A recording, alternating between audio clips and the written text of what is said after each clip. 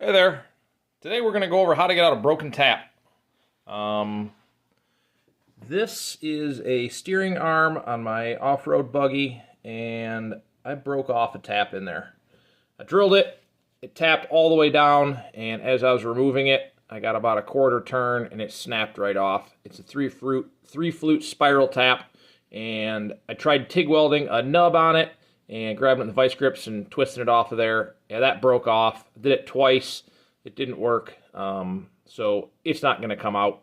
I can try it again, but the problem is the taps are so hard when you weld it, it anneals that top layer, and then everything else is hard underneath it, and it snaps off right below the weld. So this is not going to work. So we are going to pull this off of here and bring this over to the mill, and I will show you my trick for getting these out. All right, so I got this off the rig. It's in the Bridgeport here. This hole is not any specific distance from anything because I just drilled it by hand in the rig based on this little tab here. So it could be, who knows where it's at in relation to this thing. So when I drilled these, there's a bit of a countersink in this hole. And what I did is I grabbed a gauge pin, and this just fits in the countersink. I found one that doesn't bottom out, but isn't too shallow, so it just kind of fits in there. And what we'll do is put this in the chuck and bring this over here and get it. It may not be perfect, but it should be close enough for what we're trying to accomplish.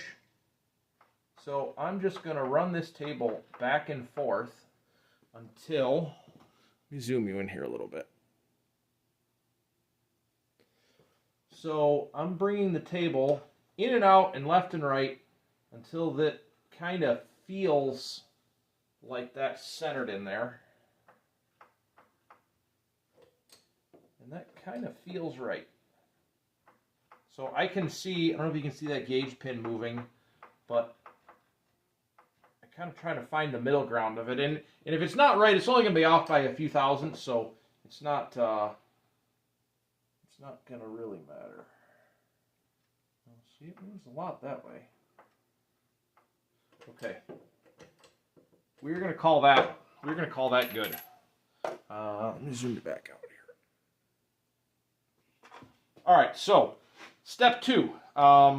This really can only be done in a Bridgeport, unfortunately. I guess you could attempt it in a drill press, but it's just not rigid enough to make it work. The key to this is a Ballnose solid carbide Endmill. These can be found used on eBay for like under $10, which I know is a lot for an end mill that you're likely going to consume in the process. These, sometimes they make it 2 or 3 taps, but most of the time they break off. When they get to the bottom, the shards get in there and they get all raveled up and they blow the tip off of it. But this is a $200 arm. I don't want another hole in it. I really have no other options, so this $10 carbide end mill is kind of going to be the sacrificial lamb in this case. And you can buy these used for cheaper. I think some of these I've paid as cheap as $3 a piece, so those aren't too bad.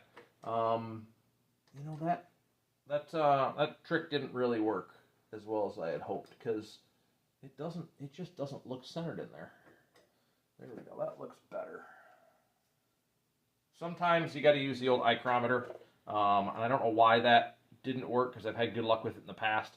Maybe it's because the countersink is too shallow. But next, what you want to do is this runs dry with no lube, and you want to run this about 1,000 to 1,200 RPMs. It's not pretty, but it does work. So let me get you turned on here, if you're not already, and we'll get this going.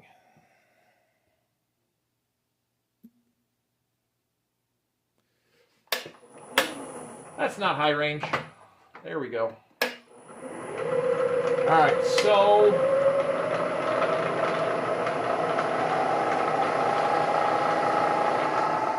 there's 1,200. Now, when you're doing this, you want to start off with very light pressure to get it to get it to seat in there. And once you get going, you can see those chips come out. You don't want to like push on it. You've got to put a decent amount of pressure on it to cut. You can kind of feel, you can feel the right pressure when you're going.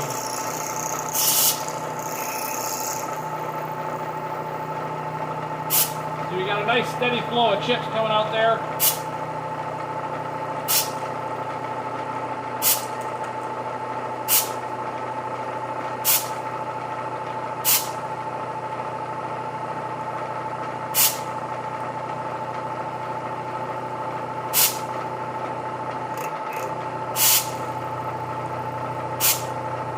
You really don't need to blow the air on it. This is just for me to be able to make sure it's still cutting. Because it's moving real slow. You can't really feel it moving. Oh! There we go. Like I said, these are sacrificial. Now, I don't know if you could hear it in the video, but there was no sign that this was going to break, that there were any chips. Any chunks stuck in there. It just went. So this is completely destroyed. There's nothing left of that. But the tap is out of there, at least most of it. Not quite sure how deep we got, but it's out. So now, what's the next step? Blow this out, and let me get a look down in there, and I got to get that broken end mill out of there, which isn't really a big deal because it's not stuck. It just shattered in there, so we should be able to get that with a pick. I'll flip it over, tap with a hammer a couple times, and usually they just kind of fall out. So let me get that out of there, and we'll see how far down we got. Move over to handheld here. 2 swift hits with a hammer on the back side of this thing, and the 2 pieces just fell right out. Now, let's see if I can zoom you in here, and you can see this. It's not real pretty. Let me get a flashlight. All right, so I don't know how well you can see this, but the tap is gone. You see that side of the hole is kind of eaten up. And focus, that side is not. Now if you see, I don't know if you can kind of see, but that tap is kind of hanging out on that. Right at the bottom, I don't know, I guess what would that be, 5 o'clock position. There's that little crescent shape there. Well, that's the part of the tap. And reason being is this hole is not drilled straight. It's tipped about like this. So this was just drilled by hand, and it, as I said, is not straight. So what happened is I was drilling through the top of the tap was tipped, and then the piece broke off and then got wedged, and that shattered the end mill. So I'm going to go back in with another one. I'll move it over a little bit in the hole, and, well, you know what? The screw that's going in here is only a 1/2 inch long. It's got a washer and the plate on here, so I'm going to try and see if that fits in. If it does, we'll leave it, and we don't break another tap. Okay, so I've got this stuck in the vise just so it's easier to deal with. I'm going to run a tap back in this hole just to kind of chase it. Oh, see, there's some. Oops. Oh, that's all right.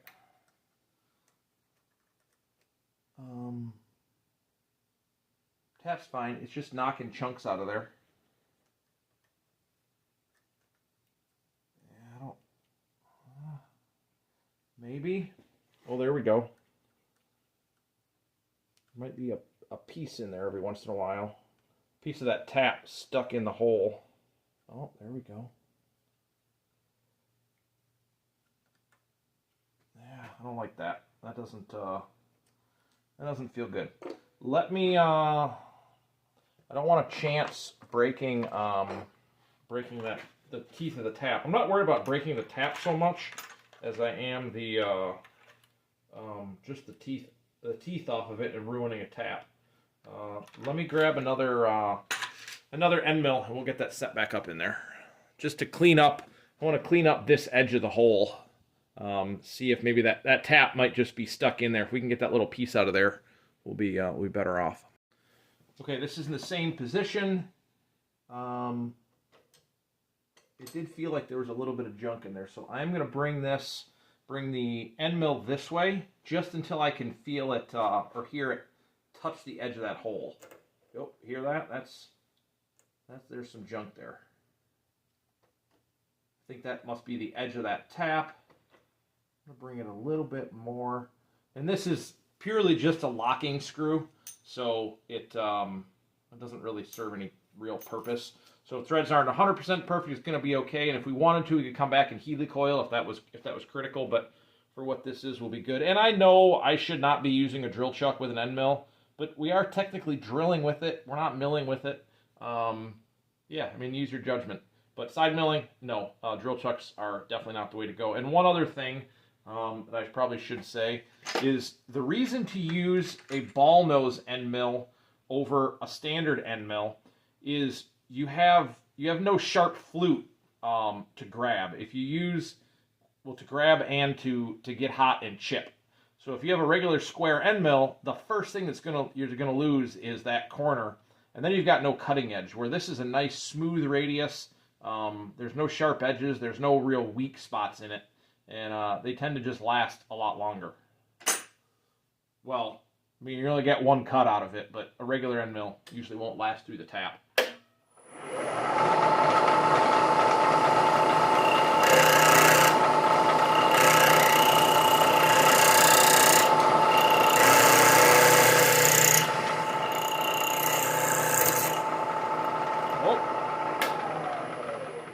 I don't know if you heard that chunk or not, but end mill is still good. But I think it broke out that piece of, it lost a piece of tap in there. So go back in.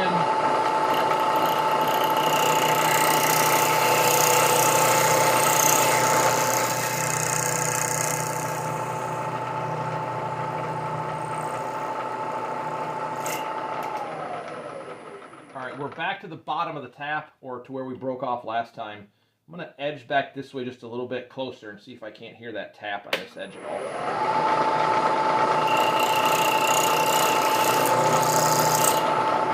Nope. Okay, so bringing it this way, I can hear that I can hear each thread coming down, and I can hear it sounds soft. So I'm into the parent metal. There's no more tap. Let's move you back over and get that. I hooked the air hose on the handle like an idiot. It got wrapped around.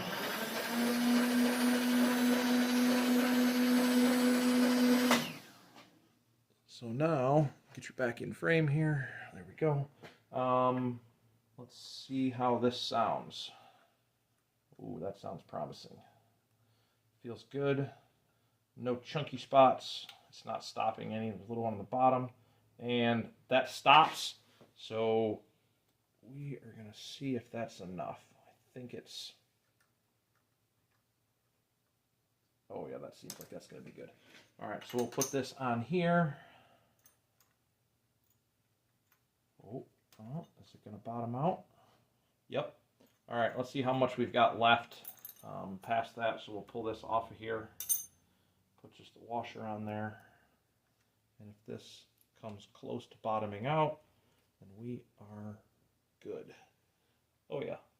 Yep, we've got probably a 1/16 of an inch to spare, which is not ideal, but it works. That's all we need. So we'll call that as a success. Now, if we needed to go all the way through or go deeper, we'd keep going in with the end mill. Now that we know we're more centered in there, we could punch all the way through, which probably should, but it does the job it needs to, so why go any further? So that's it. We only ate one end mill. This one happens to be my last one, so I need to go order more of these. And yeah, that's it. Hope you enjoyed. Hope you learned something. If you've got any suggestions or or criticisms, put them down in the comments. Like and subscribe. Thanks. See ya.